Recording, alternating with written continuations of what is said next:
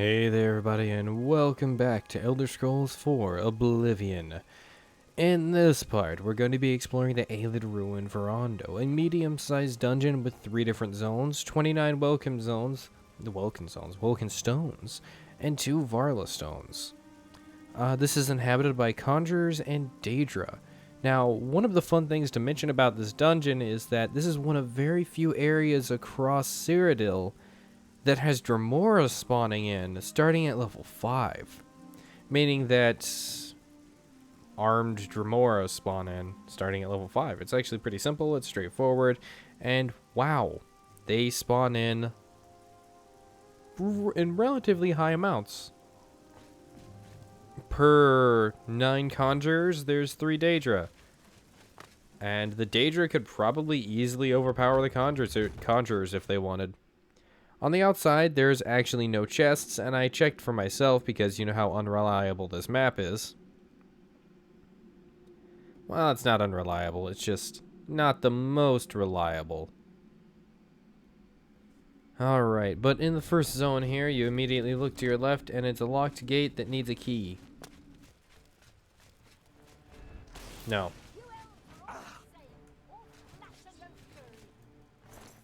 Give me that loot. Give me the hot loot.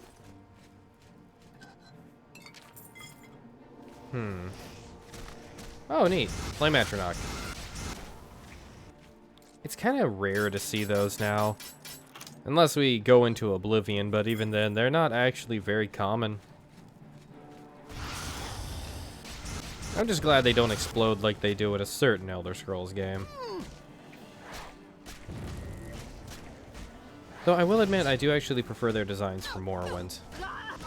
Maybe that's just me. I also prefer the hunger designs for Morrowind. Those looked honestly frightening. Okay. So, did we loot everything from this room? I don't think we looted everything from this room. Because we got this chest, yeah, but there's actually... No, we got it all.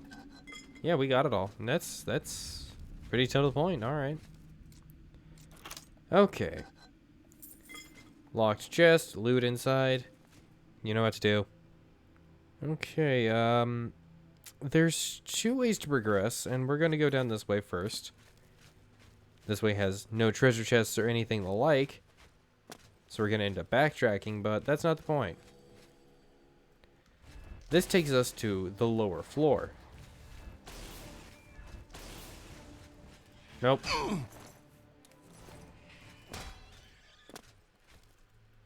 Okay, good, I got that. No. Oh, that's right. Storm Atronach, resistant to frost damage, not frost damage, shock damage. I forgot about that. I'm just glad it doesn't heal it. That would be bad for me, specifically. Okay. Oh, I almost missed this Welkin Stone. Yeah, 29 Welkin Stones is a pretty high number to have in any dungeon.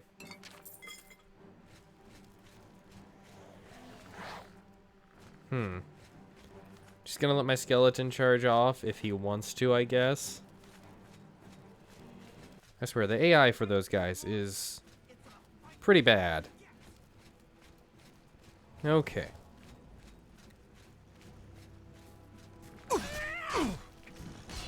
Trying to fight the Daedra? Wow. Okay, I am too. Hand-to-hand skill increased. Okay, that was supposed to be, you know, not actually happen there. That just kind of happened coincidentally with that time. What's my hand-to-hand skill at? 80. Oh, it's getting up there real fast. That's gonna happen when you explore literally every dungeon, though. Alright, let's go this way. Turn our eyes to the left and...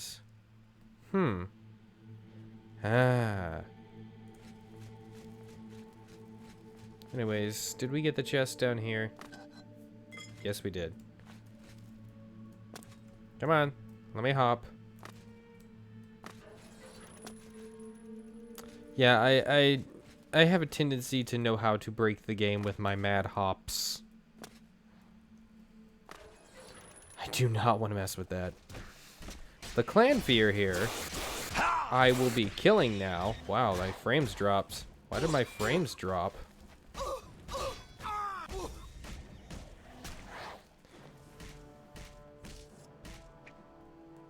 Okay, I'm gonna assume it's your fault because it started getting worse only when you came on screen. Oh my god. Yes. Yeah, it was him. Why was he What? Yeah, why was that happening? I actually don't understand. That one guy was causing my frames to drop below 60 frames per second. I don't understand. Okay. Press that and then run all the way back over here. No, no, no, no. I mean, this is an easy way.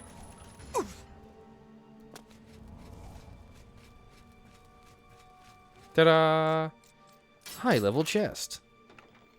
Yeah, this... Oh, it has a Master Alembic. That's nice. A shadow-shaped tomb. That's a chameleon tomb. Yeah, invisible for 30... Oh. Then again, I'd rather have a really powerful one that lasts a short time than a really weak one that lasts a long time when it comes to spells. Because it matters how much you can do with it over a sit period rather than the small amount that you can manage with a small spell. I jumped down here and I didn't mean to. Back over here. Jump up. There we go. So, wanna go by? Wanna go? Thank you. Alright.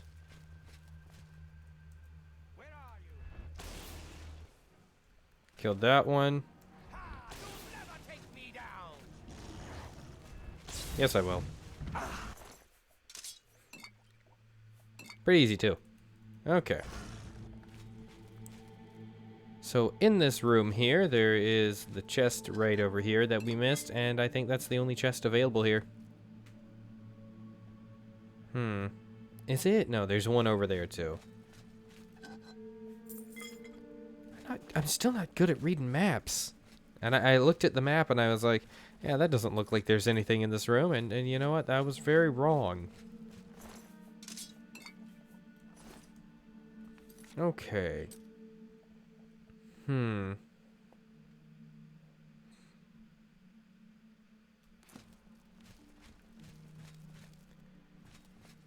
Lots of bedrolls, actually.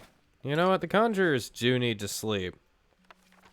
Oh, the Beggar Prince. That increases your sneak if it can be increased.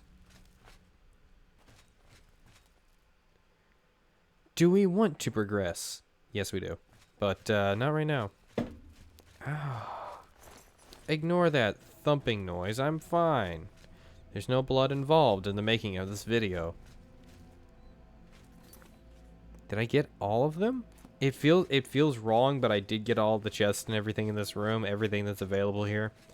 So the only thing that we can do is to move forward. And, of course, loot this, but move forward, primarily.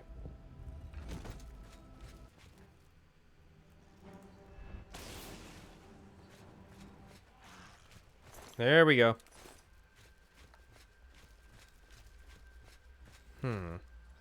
Recast these two spells.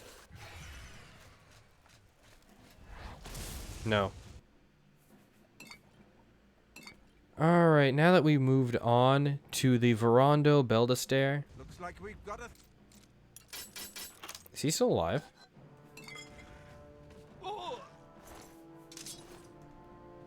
Okay. Now that we've moved on to the Varonda Bethesda, I gotta tell you. You just head to the right, there's a loot. You could jump down there, there's a loot. If you head straight, there's loot. And there's also this guy. This area, this small area here is actually the most straightforward of this most straightforward of the zones in this dungeon. There's not a huge amount to actually say about it. There's no secret doors, there's no secret areas. All the treasure is on the main path.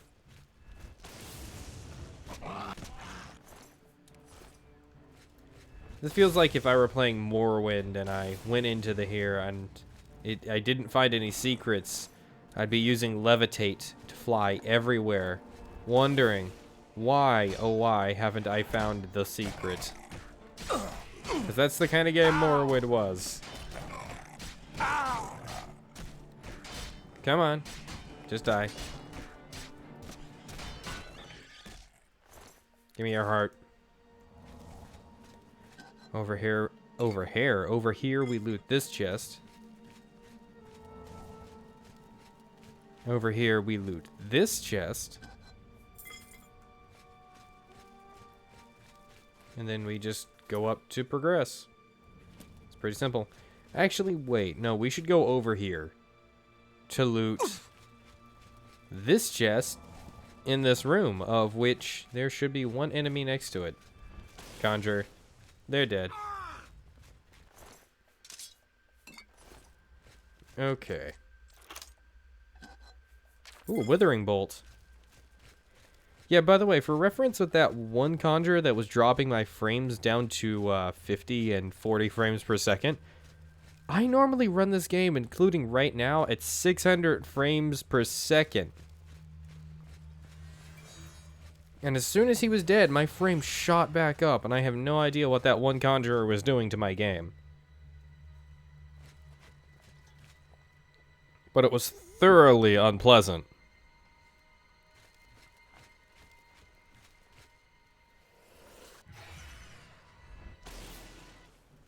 I smote him. I smote him good. I'm not a traitor. You're a traitor. You're a murderer. You're a murderer. Oh, jeez. No.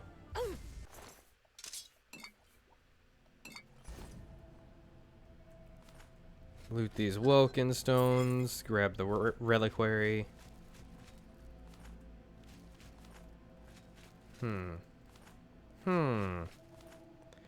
Where am I on the map? There am I on the map. Yeah, we looted the reliquary. Did we go over here? Not yet. Okay. Yeah, I felt like I was missing something.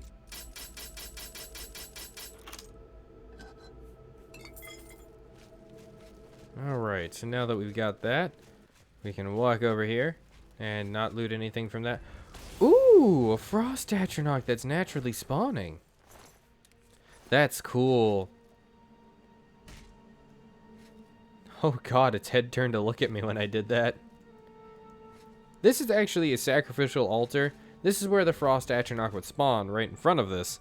But, what kind of sacrifice was done to get it? As far as I'm aware, you don't actually need to sacrifice anything to summon that kind of Daedra. Though they are sentient and intelligent, you do not need to do that to summon them. A very minor and simple spell will do. But anyways, onto the Varonda Varlasel. There are two entrances to this place. There we go. There's the bottom one. And that leads to elsewhere in the dungeon. But where we want to go is over here. Alright, I'm going to take out your friends first. That way I can fight the Storm Atronach mano a mano. Not be overrun. Now, there are no traps on this floor. None. Not a single one. Keep that in mind. You don't have to explore as if you're very afraid of death. Especially if you're playing on significantly higher difficulties. Because if you max out that difficulty bar, this game actually gets really, really difficult. There's a chest over here. And a flawless sapphire. Those are pretty rare.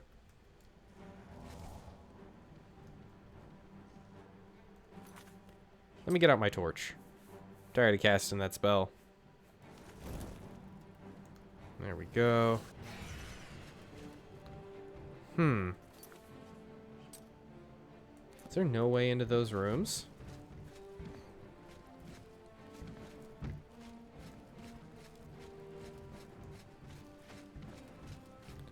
Open the door here to run in and punch a Daedra to death. This is like winning in a fist fight with a bear. There we go. Punch the Storm Atronach to death. Because we can. I can't wait to master my hand-to-hand so I can actually move on to blunt. Now, don't get me wrong, I'm actually having a lot more fun using hand-to-hand than I am using actual weapons. Because it's really fun to run up to a bear and punch it to death. I mean, that is such an impossible thing to happen in real life that it's just fun to do in a video game. Alright, so we looted everything in these rooms. And now we can move on this way. God, yeah, I'm really, really bad at reading maps. Okay. Over here. Okay, over here, boss. Conjurer Adept is dead. There went the boss. Let's loot this chest. Because this is a boss chest. And it always contains something good. Now, in order to get those Varla stones, you actually have to press onto those. Which means you have to drop down here either way to get the good stuff. And you have to loot all of these. Well, you don't have to, but I prefer to loot all of these Welkin stones. And then I'm going to punch this guy to death. Because I have the power to. Now, there's a point where in which you should question if you should, and the answer is, if I have the power to, can I punch it? Should I punch a Daedra to death? The answer is definitely yes. Well, especially if you won't die from it. Let me loot this one before I kill another Storm Atronach, so their pieces don't mix together. Come on. He didn't even really bother fighting back all that much.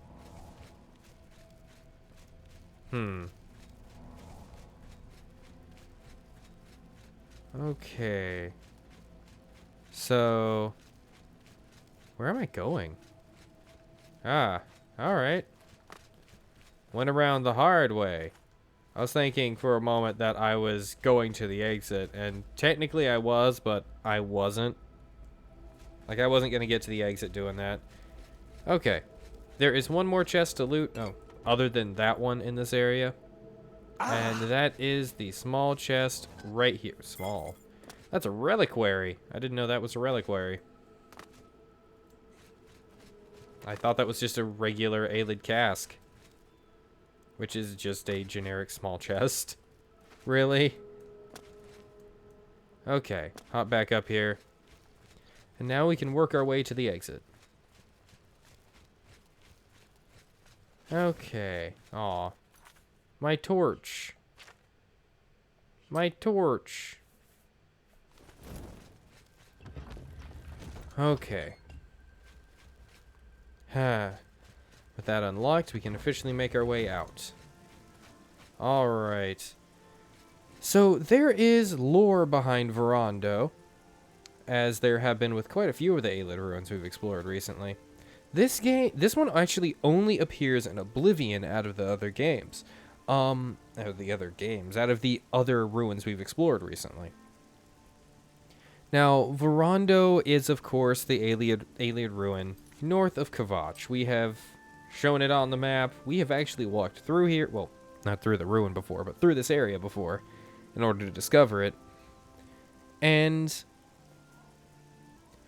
I paused there because I had to yawn and might as well cut that out, but leaving the awkwardness. The this ruin is another ruin kind of like the one we just explored before that I forgot the name of, Bon. After the fall of the White Gold Tower in First Era 243, near the end of the Alessian Slave Rebellion, the clan of Varonda escaped and fled south into Valenwood.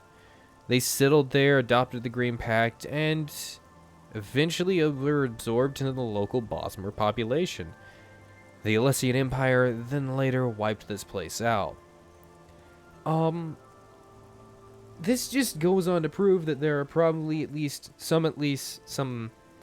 yeah, I can say at least one more time in this video. There are probably some almost pure-ish, because it's been a few thousand years. It's probably been actually closer to 1,500 years, I think. But yeah, it's been some time, but there are probably some almost pure Ayleids out there, and I find that really cool, and that's something that I would love to see addressed, but they mixed so well with the Bosmer, it's kind of hard to tell. That being said, I absolutely love this. Yeah, it's just really cool. Anyways. Oh yeah, this actually, wait, no, there is one more thing that I want to say. So, for those of you out there that have played the Elder Scrolls Legends, Blades, that's actually, the town's canonical name is, I think it's Rivercrest? What is the town's canonical name? I'm drawing a blank, but I know it. Yeah, it is Rivercrest. I had to double check myself. And that town is a Colovian town that is actually very close to this area, and it gets destroyed. Actually, when does Blades take place?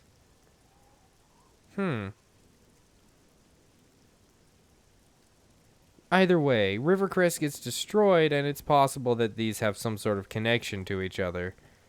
And yeah, I just find it cool that these are so close together that you can actually just compare them and be like, oh, hey, that's neat. Oh, 4th Era 180. That's when that takes place.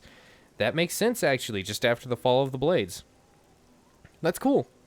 Anyways, thank you guys for watching. If you like my stuff, like, comment, subscribe. Check my Patreon, Coffee, and Twitter in the description if you want to support my channel.